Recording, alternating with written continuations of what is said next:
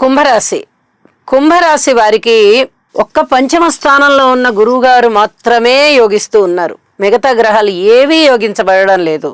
ఇక్కడ ఒక విషయాన్ని బాగా తెలియచెప్పవలసి ఉంటుంది. రాశిలో రాహు ఉన్నారు, సప్తమంలో కేతు ఉన్నారు. గత కొద్ది కాలంగా మనం ఇవి చెప్పుకుంటూనే ఉన్నాం. మరి ఇది ఏమాత్రం అనుకూలమైనటువంటి గ్రహస్థితి కాదు. చాలా చాలా మిమ్మల్ని ఇబ్బంది పెట్టేటటువంటి గ్రహస్థితి. అలాగే ద్వితీయ స్థానంలో శనిగారితో పాటుగా రవి కుజులు కూడా ఉన్నారు. ఇది కూడా చాలా ఇబ్బందే. మీకు ఇక్కడ ఏలినాటి శని జరుగుతూ ఉంది. ఒక్క గురుబలం మాత్రమే కనిపిస్తోంది తప్ప మిగతా ఏ గ్రహాల అనుకూల్యత కూడా కనబడబోవడం లేదు. ఇలాంటప్పుడు మీరు తప్పనిసరిగా ఏలినాటి శని ప్రభావంలోంచి బయటికి రావడానికి గురువు గారి యొక్క స్తోత్ర పారాయణాలు చేసుకోవాలి, యోగా చేయాలి.